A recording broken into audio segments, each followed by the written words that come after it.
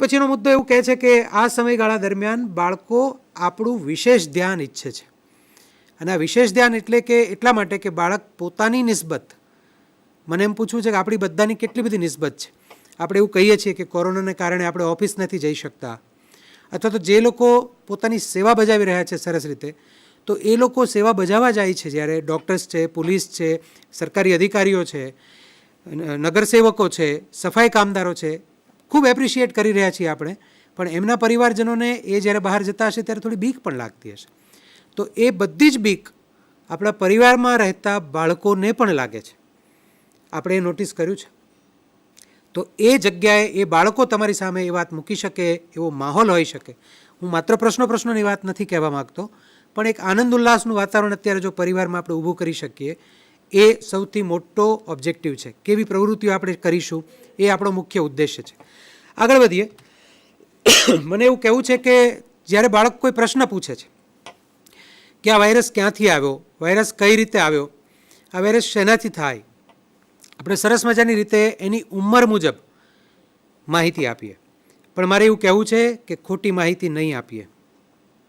એને બધી જ સચોટ અને ચોક્કસ માહિતી પ્રોવાઈડ કરીએ. એ માહિતી મેળવવી એ એનો અધિકાર છે. એટલે એને ખોટી માહિતી ન આપીએ. વિના કારણની કોઈ ગુમસુમ થઈ જાય એવી વાત કે ડરામણી વાત પણ એને ન કહીએ. અને ખાસ કાળજી એવી રાખીએ કે આપણે જ્યારે એને કોઈ માહિતી આપી રહ્યા છીએ ત્યારે કોઈ વ્યક્તિઓ, કોઈ દેશ, કોઈ કોમ્યુનિટી, એના તરફ આપણે કોઈ દોષારોપણ કે બ્લેમ કરતા હોઈએ એવી ભાષામાં વાત ન થાય કે આ વાયરસ તો આમના કારણે આવ્યો છે, આ ચેપ તો આના કારણે જ લાગે છે, આ લોકોએ જ આપણને આવું કર્યું છે, એવા બ્લેમ પર આપણે બાળકોને ન લઈ જઈએ. કારણ કે બાળકો ખૂબ જ તટસ્થતાથી બધી જ વસ્તુઓ નોટિસ કરી રહ્યા છે. તો એમની સહજતા અને તટસ્થતા જળવાઈ રહે એ પણ આપણી જવાબદારી છે. અને મને એ પણ કહેવું છે કે એક વાત અહીંયા બહુ મેં એટલા માટે લખી છે કે વાયરસનો ચેપ કોઈને પણ લાગી શકે છે. જે વ્યક્તિઓ એ વાયરસના ચેપથી બચી શકાય એ પ્રકારની વર્તણૂકમાં નથી, એ તમામ એના માટે વલ્નરેબલ છે. તો વિષાણુના ચેપને કોઈ પણ ધર્મ, વંશ કે વંશીયતા સાથે કોઈ જ નિસ્બત કે કોઈ પણ સંબંધ નથી. તો આપણે પણ યાદ રાખીએ કે બાળકો સાથેની માહિતી આપતી વખતે આ બાબતોનું ધ્યાન રાખીએ. અને જો ભૂલે ચૂકે કોઈ એવી માહિતી આપણાથી અપાઈ ગઈ હોય તો U turn is always permitted. આપણે એ બાળકો સાથે બેસીને ફરીથી એ માહિતીની ખરાઈ એની સાથે કરી શકીએ છીએ કે બેટા આ માહિતી હતી એ મારા તરફથી જુદી રીતે અપાઈ હતી, પણ સાચી રીતે આ માહિતી આમ જોવાની થાય અને એ આવી રીતે છે. એ કરેક્શન પણ આપણે કરી લેવા જોઈએ એવું મને લાગે છે. બહુ જ અગત્યની વાત છે મિત્રો. આ મુદ્દા ઉપર ખાસ ધ્યાન આપો એવી મારી વિનંતી છે કે અત્યારે ઓલમોસ્ટ આપણા દેશમાં લોકડાઉનની સ્થિતિમાં જેટલા લોકો સોશિયલ મીડિયા પર એક્ટિવ છે એ બધા જ લોકો એક પ્રકારના ખબરપત્રી થઈ ગયા છે. એ દરરોજ કોઈને કોઈ પ્રકારના સમાચારો ફોરવર્ડ કર્યા કરે છે. આપણા ઘરમાં પણ કદાચ ન્યૂઝ જોવાનો સમય વધી ગયો હોય તો આપણે એ જોવું પડશે કે આપણા ઘરમાં પણ આપણે ટેલિવિઝન, રેડિયો કે ઇન્ટરનેટ પર શું સાંભળીએ છીએ, શું જોઈએ છીએ. અને એ જ બાબત બાળકને પણ લાગુ પડશે કે બાળક અત્યારના સમયગાળામાં મોબાઈલ એ આપણા ઘરમાં હવે બહુ ભારોભાર એક સદસ્યની જેમ જીવતું બાબત છે, એવી વસ્તુ છે.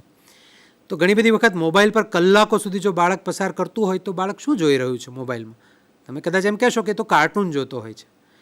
પણ એ સતત એ જો કોઈ પરિસ્થિતિમાં હશે, અને પર્ટિક્યુલરલી મારે એવું કહેવું છે, ખાસ એવું ધ્યાન દોરવું છે કે આ વાયરસ અંગેની માહિતી અને સમાચાર દર્શાવતા સ્ક્રીન ટાઈમને આપણે મર્યાદિત કરી દઈએ.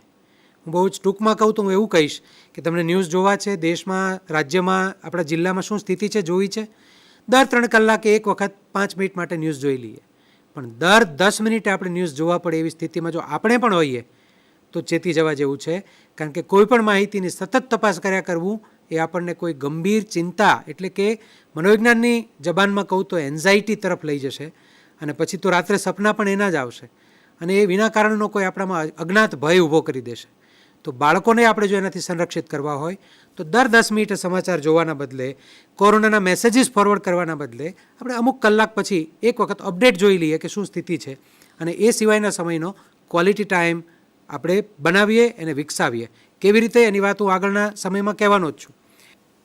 એક વાત હું કહી ચૂક્યો છું કે બાળકોને જે પણ માહિતી આપો એ સચોટ અને ચોક્કસ આપો, પણ એટલું યાદ રાખજો કે એની ઉંમર અને એના વિકાસના તબક્કા આધારિત હોય એ રીતે એને આપવી બહુ જ જરૂરી છે.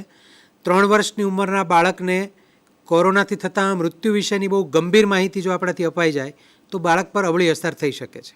એટલે હળવાશથી પણ છતાંય એની ગંભીરતા જળવાઈ રહે અને એ બાળકને જે વર્તન શીખવાનું છે, સતત હાથ ધોવાનું છે, સોશિયલ ડિસ્ટન્સિંગ, એ બધા મુદ્દાઓ જે છે એ અભિપ્રેત થતા હોય એ રીતે માહિતી આપીએ. સોશિયલ મીડિયા પર આવતી અફવાઓ અને જૂઠાણાયુક્ત માહિતીઓ જે છે એ બાબતે પણ ઘણા બધા મુદ્દે આપણે ફિલ્ટરનું કામ કરવાનું થશે. એટલે અહીંયા હું આપ ત્રણેયની ભૂમિકા યાદ કરાવડાવું છું કે માતા, પિતા અને શિક્ષક આપણાથી અફવા ફેલાય નહીં, અને અફવાવાળી માહિતી કોઈ આવી હોય આપણા પરિવારમાં અને કોઈ ચર્ચામાં આવી હોય તો એ અફવાવાળી માહિતીને વૈજ્ઞાનિક માહિતી સાથે ખરાઈ કરવાની જવાબદારી શિક્ષિત વ્યક્તિએ ઘરમાંથી લેવી જોઈએ. અને મને એમ લાગે છે દરેક ઘરમાંથી 1-2 પરિવારના સભ્યોએ આ જવાબદારી ઉપાડી લેવી જોઈએ. અને હું એવું કહીશ કે થોડામાં ઘણું સમજજો. આપણે પણ ફોરવર્ડ્સ બંધ કરવા પડશે અને યોગ્ય માહિતી જ આપણે ફોરવર્ડ કરવાની થાય, અને એની પણ ઘણી બધી કાયદાકીય ગાઈડલાઇન્સ આવી ચૂકી છે. આ વાત તો આપ જ્યાં આગળ પણ અત્યારે કોઈ પણ જાહેર માધ્યમો જોતા હશો ત્યાંથી આપણને શીખવે છે કે વિષાણુના ચેપથી બચવા માટે આપણે શું શું કરવાનું છે.